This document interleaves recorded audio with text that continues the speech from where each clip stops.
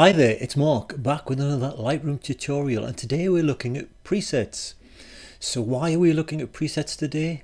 I bet it's because Adobe released some new presets in their latest drop of Lightroom. No. Is it because presets feature in the Nik collection? I've been doing some color grading and color stylization with the Nik collection 9 recently. No, we're looking at presets because my OCD-ness decided I should count how many there were.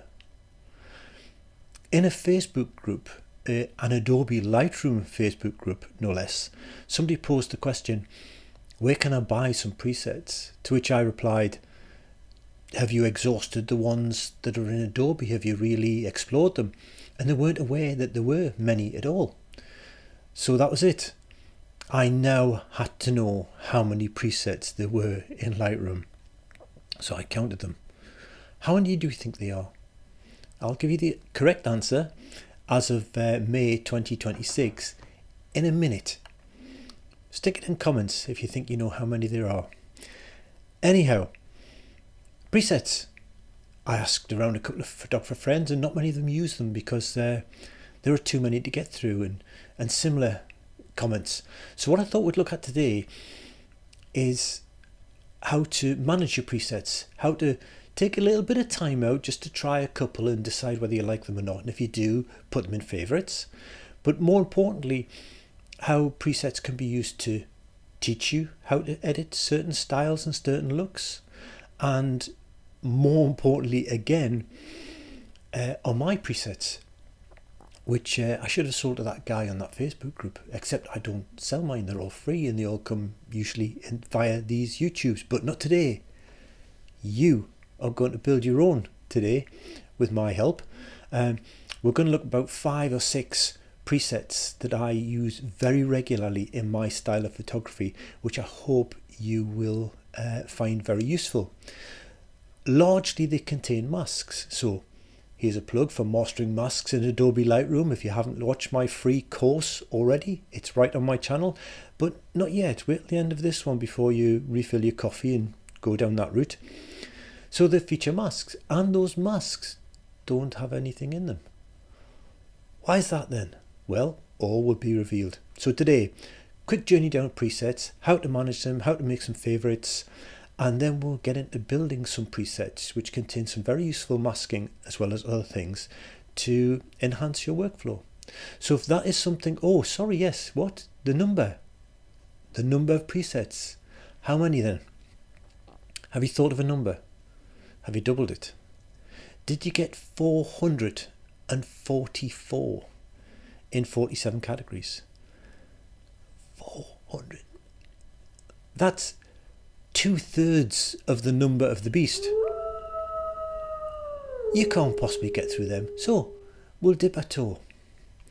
And with that said, I need a coffee, I need to play the titles, and we need to roll our sleeves up. And oh yes, the images today, you can use your own, but I've supplied a random set of images which we will go through.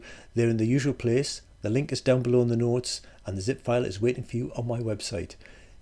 Cue the titles.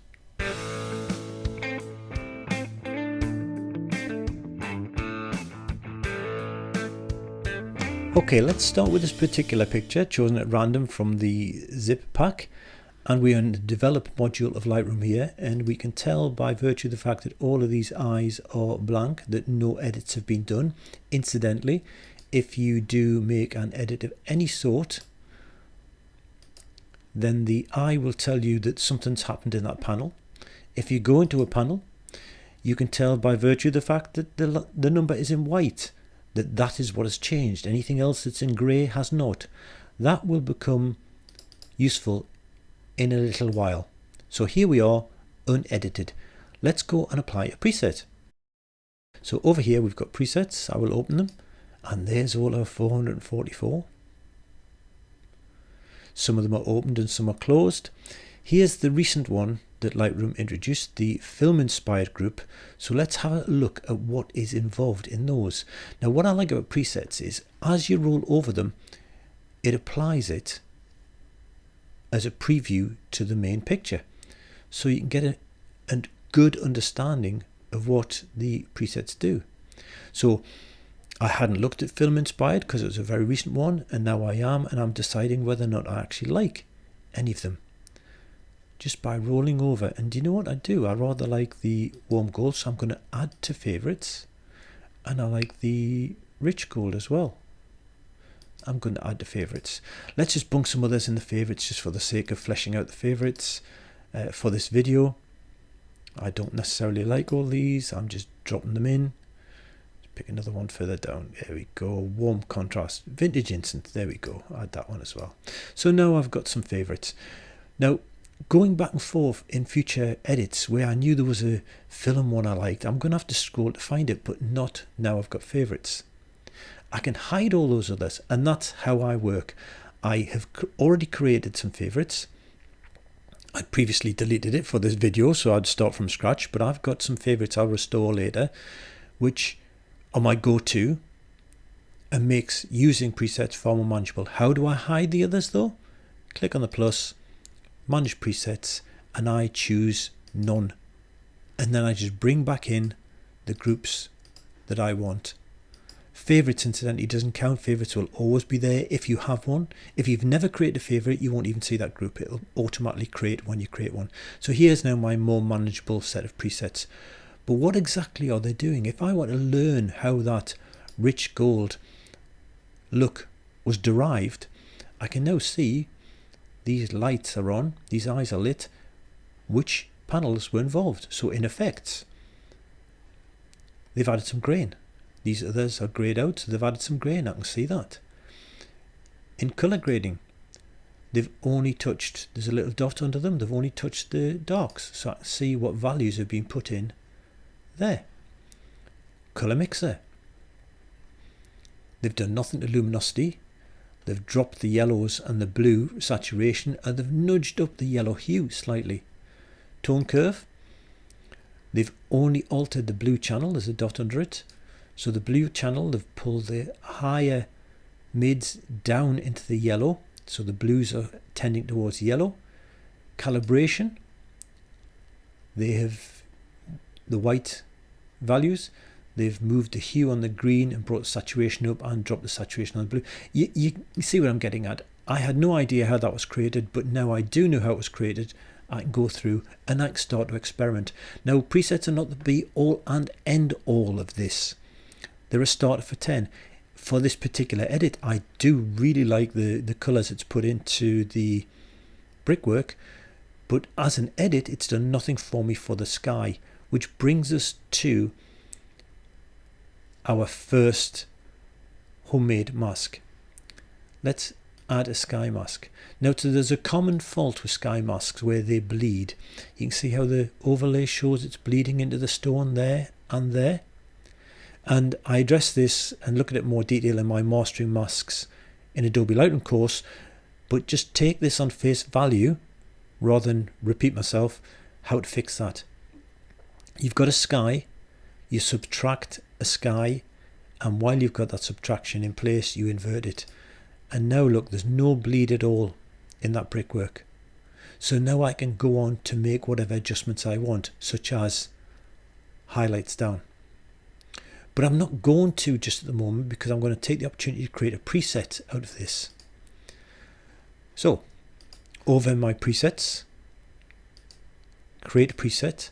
Now I'm going to create a new group for these just for this video. Call it preset video. And I'm going to call this particular preset Sky Fixed. And as long as I take only this, I don't know what state this will be for you. There could be all, there could be none. I would say check none, check that mask, click create. But we didn't do anything within that mask. That's what I was referring to in the introduction. This is an empty mask. There's nothing in it.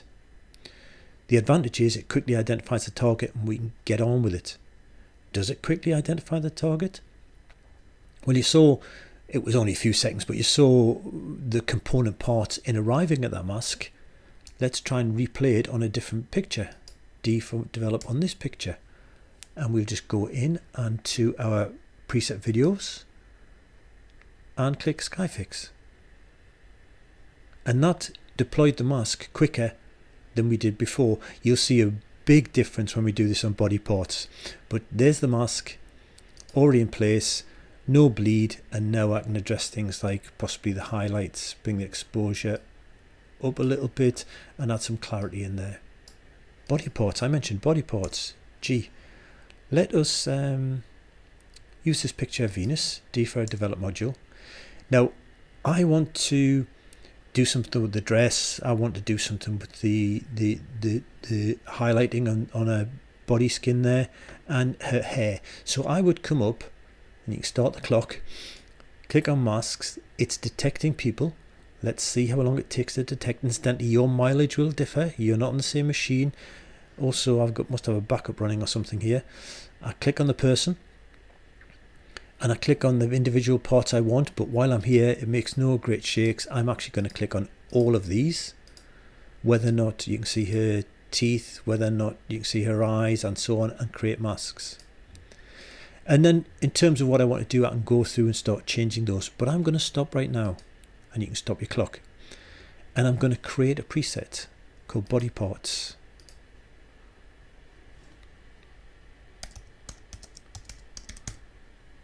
And include all my masks and create. G for a gallery view. Let's go and pick this one of Ella. D to develop. And let's play this body parts preset and let's see how quickly it is compared with what we've just done.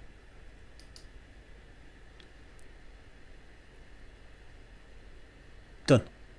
That was much quicker. And there they all are.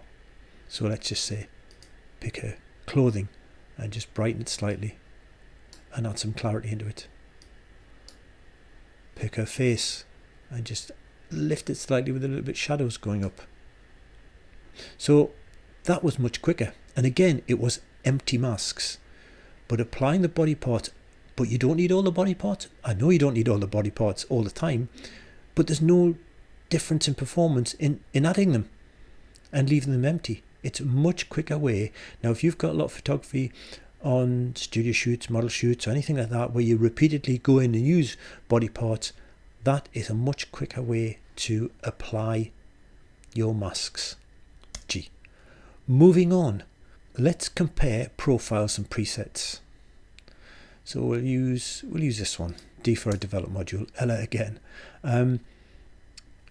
If I apply a preset to this, and there's nothing being altered on this, let's just choose that one. We can see what has changed. I pointed that out before. Those have changed. Let's reset. If I apply a profile, let's say artistic 4, and close,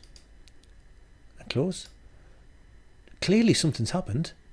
There's a bit of orange and teal type effect going on here, bit warmth going in, but I don't know what's happened. I can't see what those changes are. So I might like it and I might use it, and there's nothing wrong in that. But as a learning aid, it doesn't really help me. Whereas if I found a look I particularly liked in presets, like that semi-bleached look here, this semi-saturated one, which I believe was a winter one, I can now see there's component parts and basic, tone curve, color mixer, and so on, reinforcing the difference between profile and presets. Presets replay everything, profiles are burnt in straight away. G for a gallery view. Let's edit Darth and his pals. D to develop.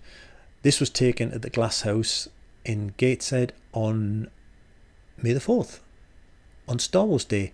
We were there taking the photographs, supporting the Royal Northern Symphonia, performing music from Star Wars movies. And the Northeast Legion, who these are, were there, and I was doing the photography for them. Let us apply a preset to this, another mask based one. What I want to do here is put a backlight in. So I'm going to use a radial gradient. Those who followed my courses, by the way, in other videos will realize that some of these feature in previous videos. I thought I would just bring them all together as a collection in this one while talking about presets. Hence, they're all in one place. So I've got my radial gradient. I'm going to subtract my subject. So it's just the radial gradient, and for all intents and purposes I've now got a background light which I can choose to brighten. In fact, I'm going to just zoom out a second, and on this radial gradient I'm going to just bring it in a bit more so that we're more concentrated on Darth, shall we, or Mr. Vader. Backlighting him. Z to zoom back in. And now that I've got that, I can do that. I can move it around as well. And that's the advantage. I don't have to redo the mask. The subject is removed from it no matter where I place this. So that's a useful one to have. So let's undo the exposure, leave it as a blank mask, come over here, create a preset, call this preset backlight, click, create, G for a gallery view, let's go back into LN the studio, D for a develop module, and let's play backlight.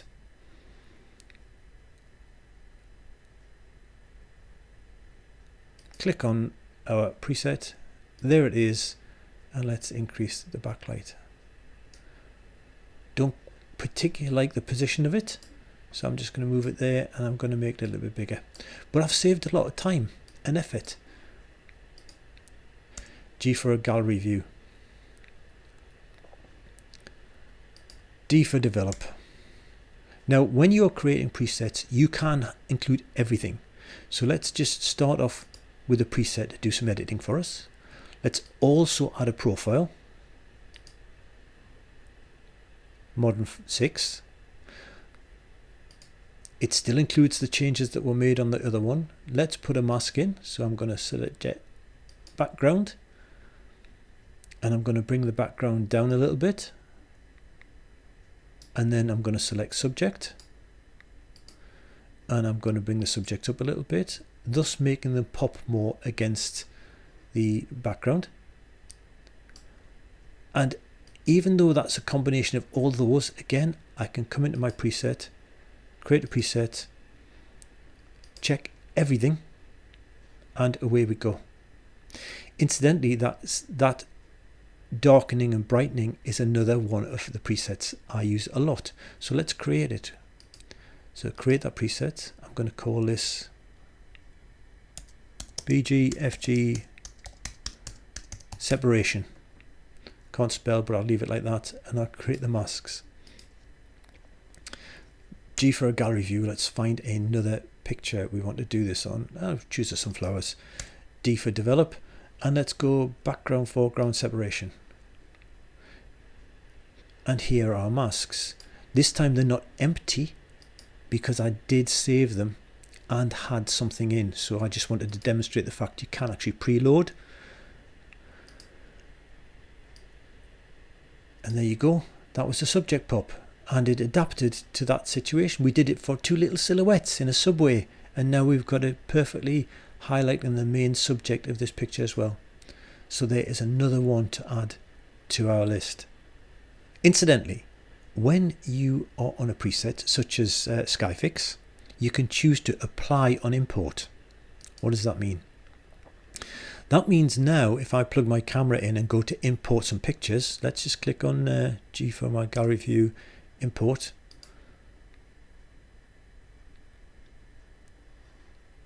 When it goes to import any pictures, and you can't see any here because I've not got my camera plugged in, but over here notice it's now got develop settings. It's going to apply sky fixed masks with nothing in them to every picture I bring in.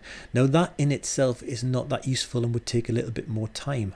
However, G for my gallery view, escape from that, G for my gallery view, how often, and I recommend this anyway, D for develop, how often is the first thing clicking on auto? I generally do it anyway because by and large it is a very good job.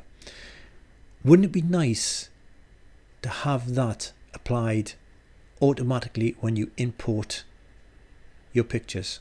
Well, create a preset, let's call it auto on import. You don't have to call it that, and just click auto settings and everything else off. Create. G for a gallery view, import. Now when I go to import, where it said sky fixed, I can just choose auto and import, and every picture that comes in will now have auto applied, and of course auto adapts picture to picture to picture to picture, so it does save you an awful lot of time. And why not? I'll put it back to none and done. G for a gallery view. What else is to tell you about presets? Well, I guess the only other one to really do is remind you, D for a develop module, to make this journey much easier, because 444 is an awful lot. Every now and again, when you're in the middle of doing some edits, choose a category you've not used before, such as futuristic, and just run down through them and have a look at your picture and get an appreciation of what they do on that picture. Now, we've just spent, what, literally 12 seconds doing that, and I rather like that one. I had the favourites. And now I needn't go back and visit futuristic, and I've put another one into my favourites. And that's how you can actually make this job much less daunting of actually going through.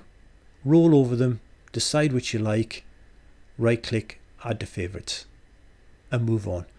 And just do, I don't know, 2 categories this edit session, 2 categories the next edit session, and before you know it, you'll have gone through the vast majority, and then all you have to do is just keep on top when Adobe drops some new presets in. I'm going to leave it at that for now, because we've actually covered an awful lot of things. This video is getting a bit longer than I was wanting to, and I will be back with more Lightroom, more DxO, more Affinity, and other such things in the not too distant future. If you liked what you saw today, please click on that subscribe button. If you think it warrants a thumb up, give it a thumb up, and click on that bell to be notified of future videos. And I'm off for some more coffee, so bye for now.